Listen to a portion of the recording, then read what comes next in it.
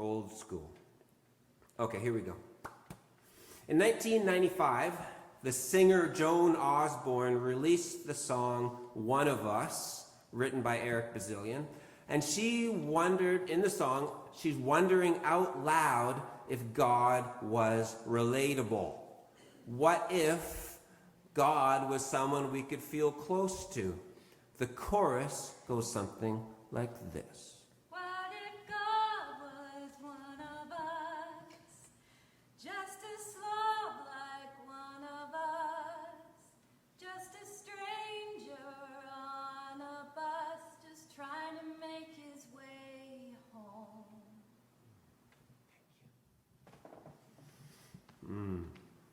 I like that song, the way Carol sang it.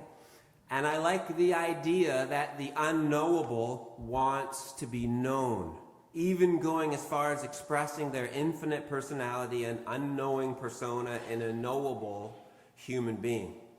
But not everyone likes the idea of a relatable God. They fear it could make the Creator too small, that there's a possibility of creating a false God in our own image if we do that. The idea of a divine figure who is human is full of risk.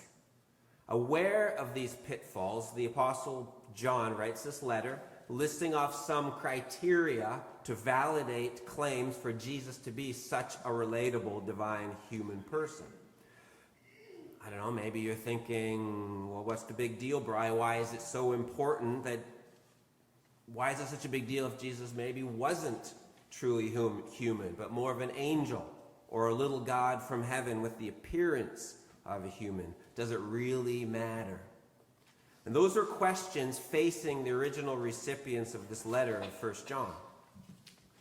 And we're going to see in today's text, hopefully, that it not only matters, but it's a crucial point of theology and a crucial point of our everyday life experience. If we don't think that God can relate to our lives, we may be scared of God or live in anxiety that we are somehow failing God.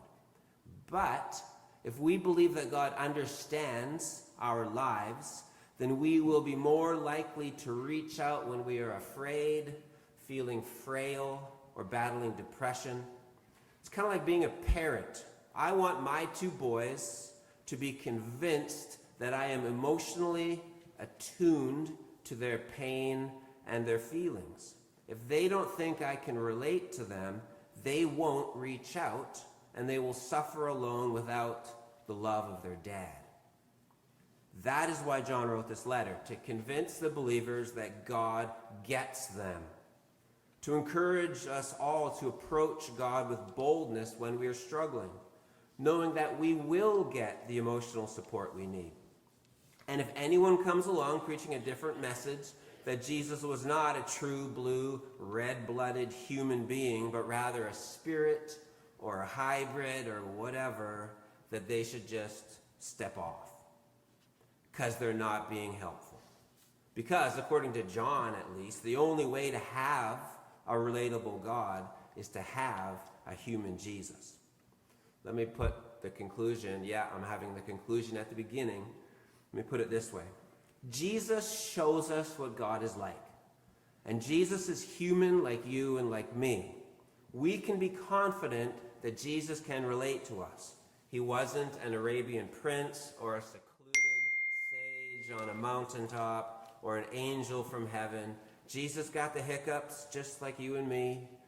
He probably had romantic crushes when he was a teenager. He probably got cramps when he ran too fast after a big meal.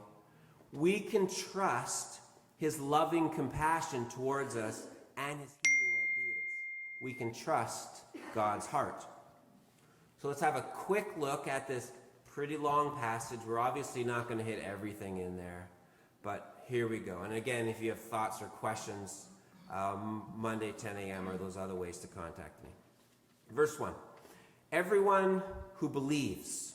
Believe here is an action verb. What does the active believer believe? That Jesus is the Christ. What is Christ? Christ is the expected Messiah, the Savior of humanity. And if that's the case, a person believes that Jesus is the expected Messiah, that person, John says, has been born of God. Same expression we see in John 3, where Nicodemus is encouraged to be born again, which means to be reborn spiritually. Being born of God isn't, let me put it this way. One isn't reborn spiritually because they believe that Jesus is the Savior. They believe Jesus is the Savior because they have already been reborn spiritually. It's kind of like you're walking down the street and you decide, I'm going to go to this new bakery and get a loaf of bread. Was that your decision? Or was it the wafting of the bread that hit your nostrils and you unconsciously were just drawn to it and you started thinking about bread and then you followed your nose to the bakery? According to John, it's the wafting scent of the fresh bread that came first before you made your decision to go and buy some. John continues, everyone who loves the parent loves the child. He's saying if you love your Creator, you're going to love the Creator's child, Jesus. And if you take the time to look into almost all of the world faiths, and even some of the smaller contemporary philosophies, New Age sects, indigenous beliefs, to one degree or another, they all love Jesus. Verse 2, by this we know that we love the children of God when we love God and obey his commandments. What he's saying is, not only will the lovers of God love God's Messiah, they will love all of God's children. John's saying it is impossible to love God while at the same time hating our neighbor. I don't know if you were listening to CBC Radio the other day. I listened to it while I'm doing my other job. I'm a DoorDash courier. And they were talking about this clash on the UCLA campus, university campus, between Palestinian supporters and Jewish supporters. And then this third group showed up, and they were a hybrid group. They were standing together for justice, a coalition of both Palestinian and Jewish members.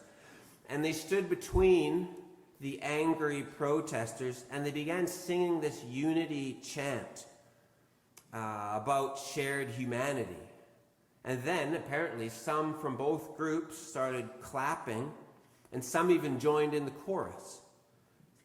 Some of them were starting to realize that you can't say you love God and hate your fellow siblings who are also children of God.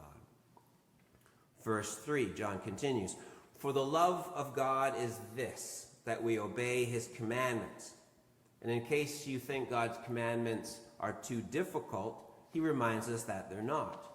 Next phrase, and his commandments are not burdensome. You see, the right thing to do is always the life-giving thing to do. He continues, whoever is born of God conquers the world.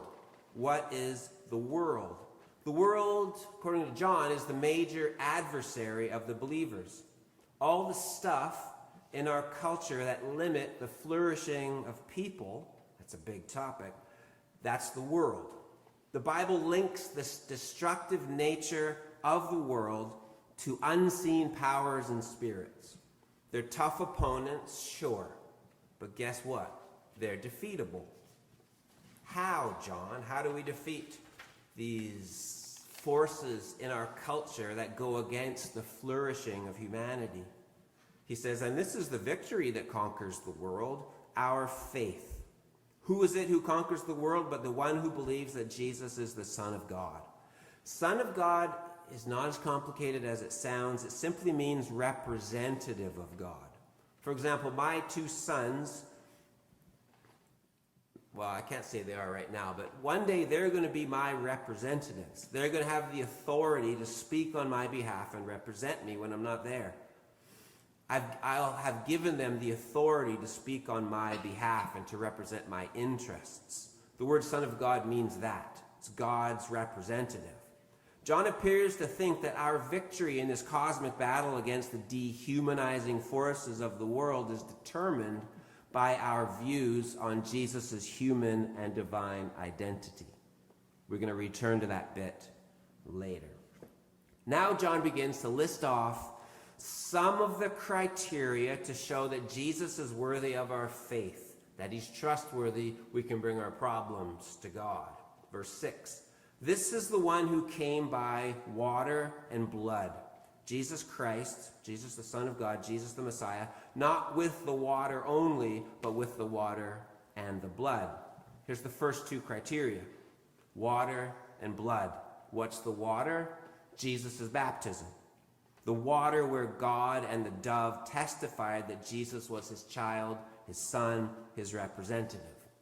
What's the blood? His human birth. Cut Jesus and blood comes out. The Son of God is human. He has blood running through his veins. Elsewhere, John makes this point even more clear in his second letter, verse 7. He writes, "For many deceivers have gone out into the world, those who do not acknowledge that Jesus Christ as coming in the flesh." This is the deceiver and the Antichrist. John's a bit of a dog with a bone on this point.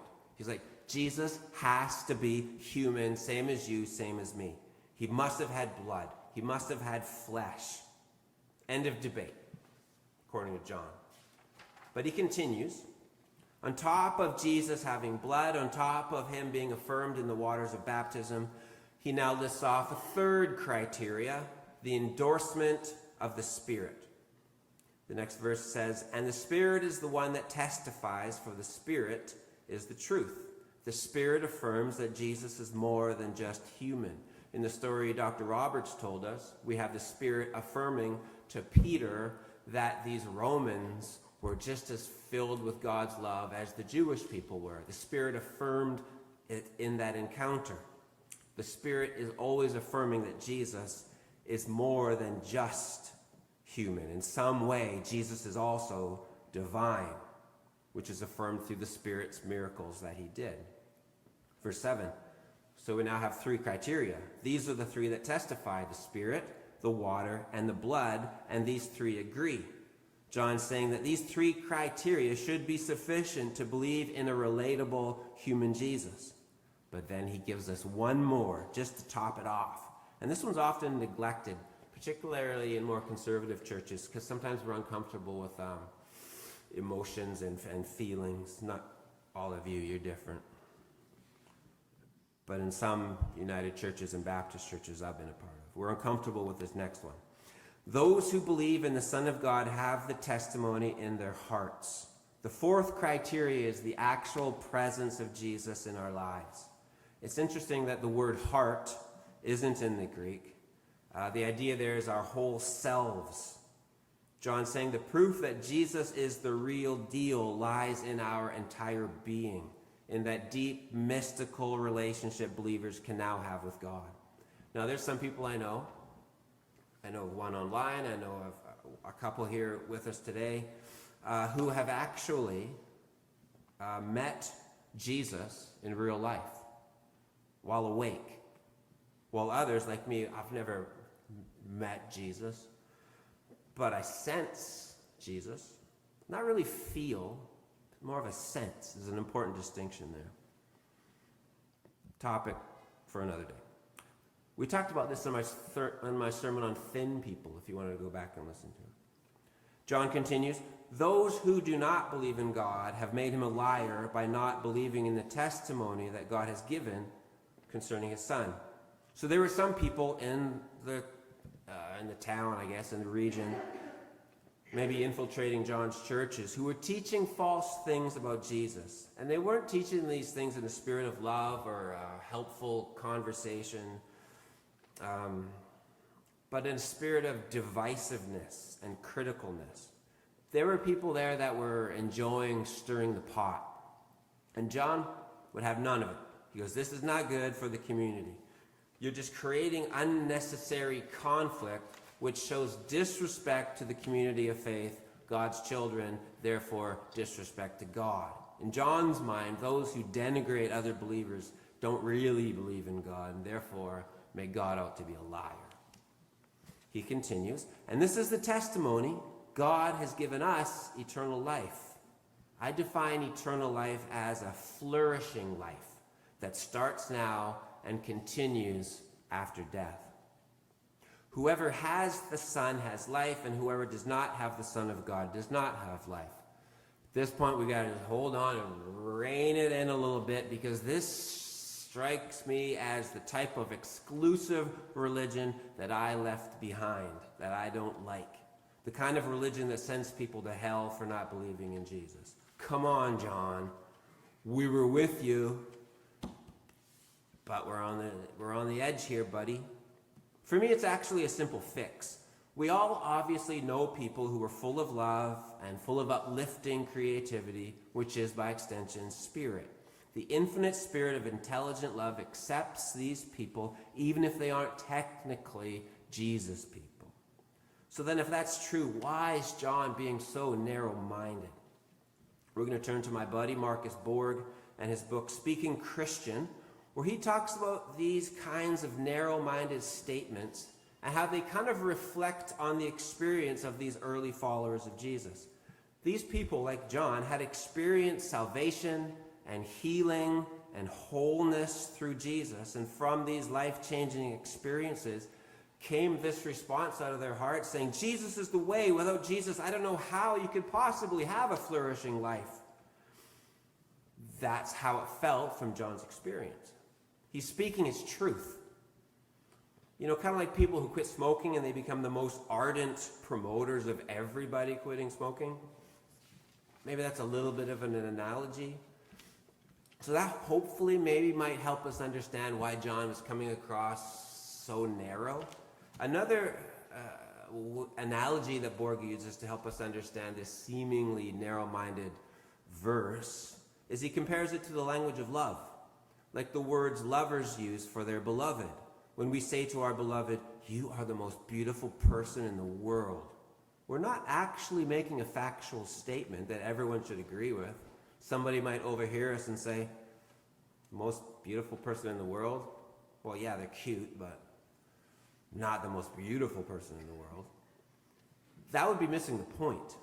The point is it's the language of love that's being expressed, the language of devotion, of delight, of commitment. This is also part of what it means for John to say out loud and boldly, Jesus is the only way. Can someone know the way, the truth, and the life apart from Jesus? For Borg and for me, the answer is yes. The enduring religions of the world, they all include lovers of God and saints in whom one can see the way, the truth, and the life. But for those of us who are followers of Jesus, we see the way, the truth, and the life preeminently in Jesus. He's our guy. He's our way, our truth, and our life. Just scratching the surface on that topic. It'll come up again. Verse 16. We need to wrap this up. What is the sin that leads to death? What is this mortal sin? This is verse 16. If you're asking that question about yourself, you don't need to worry about it. People who've committed the mortal sin, they don't ask whether they did it. It's people that don't ask. You know, I think of it as like, you know those people in the world, we hear about them in the news, and they seem to be growing in numbers? They're like cruel, and they get pleasure from it. Like they kidnap little children from schools.